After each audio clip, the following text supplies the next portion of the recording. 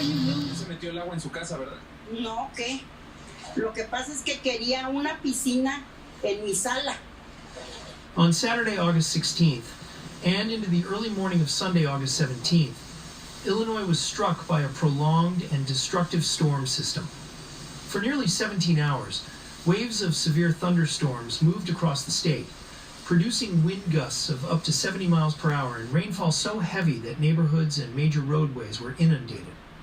More than 200,000 people lost power as trees came down. Streets were blocked, and emergency crews worked through the night.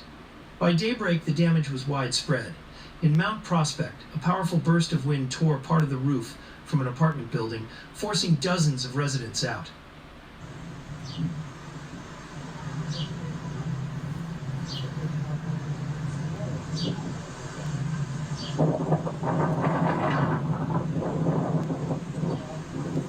In Chicago, viaducts filled with water until cars were submerged and basements flooded. And in towns from Belvedere to Lysol, straight-line winds damaged homes and crushed vehicles.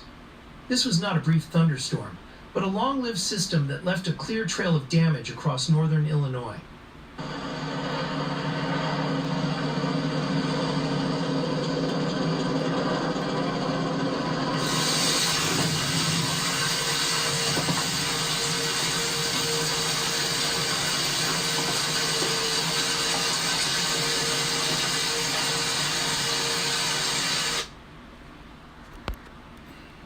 Of impacts tells the story.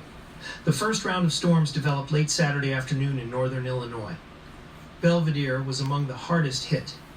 Emergency crews logged more than 50 calls as winds snapped utility poles and ripped trees out of the ground. Local reports documented crushed vehicles, damaged homes, and blocked public roads. Fire officials confirmed that the damage was consistent with a powerful microburst, a sudden downdraft capable of producing tornado-strength winds without rotation. As that system moved east, Mount Prospect was struck by another microburst.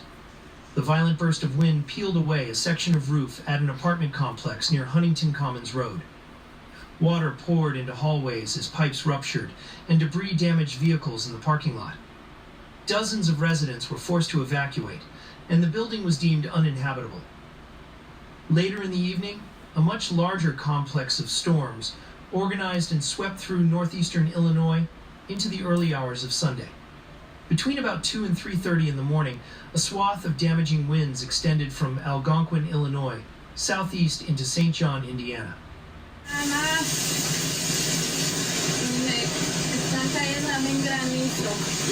Oh no, wow. Qué fuerte el viento. Yo, I never seen a storm this bad. Look at this. Look at this. Oh, man. Look at this. Oh, damn, this tornado, bro. This tornado.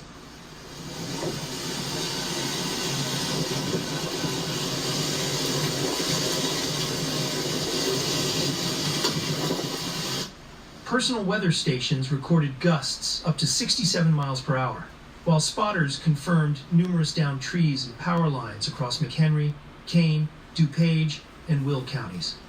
In Algonquin, a large tree crushed 3 cars.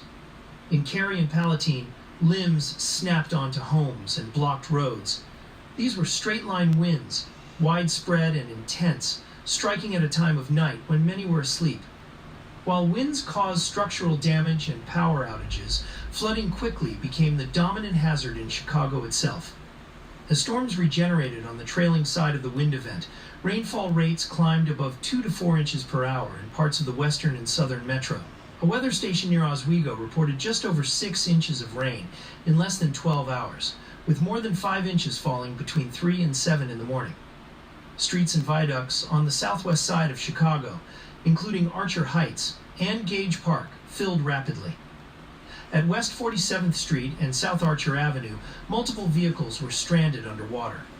The Stevenson Expressway was temporarily closed at Pulaski as water pooled across lanes. Social media showed homeowners bailing out basements that had filled to waist level in some neighborhoods. The flooding came on top of major power outages. At the peak of the storm, ComEd reported more than 200,000 customers without electricity across northern Illinois. By Sunday night, officials said 90% of service had been restored, but tens of thousands remained without power into Monday morning, especially in areas where trees brought down poles or blocked access. Oh my god. We can't climb over these walls.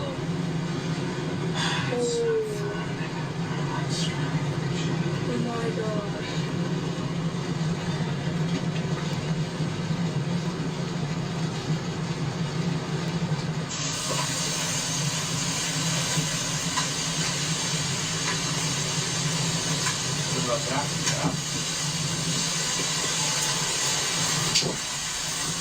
Dude, the whole sign fell. Transportation and daily life were also disrupted. O'Hare International Airport issued a temporary ground stop during the evening storms, delaying hundreds of flights. In McHenry County, 70-mile-per-hour winds knocked down trees from Fox River Grove through Woodstock, cutting power and blocking roads. Farther south, Romoville and Lyle saw widespread wind damage, with vehicles trapped by downed limbs and streets closed to allow emergency crews through. The sheer variety of impacts, flooded homes, damaged infrastructure, and smashed cars, underscored how wide the footprint of this storm really was. Experts are clear on the causes. The National Weather Service Chicago office explained that an extremely hot and humid air mass built over Illinois during the day on Saturday. Heat index values of 100 to 105 created a highly unstable atmosphere. When the first storms developed, they tapped into that instability and quickly grew severe. As evening progressed, the storms consolidated into a mesoscale convective system capable of maintaining strength for hours. That structure produced both a corridor of destructive winds and, as it slowed and regenerated, the torrential rains that triggered flash flooding. Local officials in Belvedere and Mount Prospect confirmed that microbursts were the drivers of the most severe damage in their towns, which fits with the meteorological analysis that straight-line winds, not tornadoes, define this event. The question now is what comes next for Illinois residents. The National Weather Service warned that another round of storms was possible Monday afternoon and evening, with damaging winds and flash flooding again possible, particularly along and south of major interstate corridors.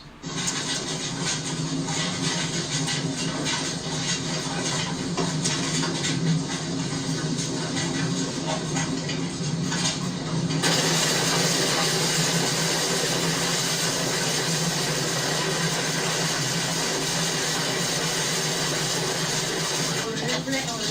Y todas mis ventanas son de cristal, terrible. Miren nada más. Miren nada más. Se nos ha caído el letrero, bendito. In addition, forecasters highlighted dangerous swimming conditions along Lake Michigan as winds and waves built in the wake of the weekend storms. Beyond that, the weather pattern is expected to shift midweek toward cooler, drier, and less humid conditions, which will give communities a chance to recover. In the meantime, officials advise residents to document any storm damage, contact insurance providers, and dispose of water-damaged materials quickly to prevent mold growth. Cities like Mount Prospect and Belvedere are coordinating with the American Red Cross and other agencies to assist displaced residents, while Chicago is monitoring neighborhoods that experience flooding both in July and again this weekend. ComEd crews are working street by street to complete restoration, and drivers are urged to continue avoiding flooded underpasses and treating intersections with non-functioning traffic lights as four-way stops. This is for today's report. If you found it helpful and informative, then consider liking and Well, that's a nasty storm. I used to live in Joliet, Illinois, right through that area, Romoville and all that. Tornado Alley. We used to have microburst winds that came straight down. That was it. It never carried such a large area, so that doesn't make no sense. Another thing that doesn't make sense, they also call it straight line winds. You know, which one is it? Microburst, straight line winds. And then they also said there was so much humidity that it caused all this terrible rain and storm. Well, isn't that the recipe for a tornado? So which one is it? I find it very suspicious, and I'm not calling this guy suspicious, but the storm itself. because I lived through the F5 that came through Crest Hill and Joliet, which you can look it up. It's 1990. It was a bad one. It killed a lot of people. So, hey, subscribe. Hit the like button. See you.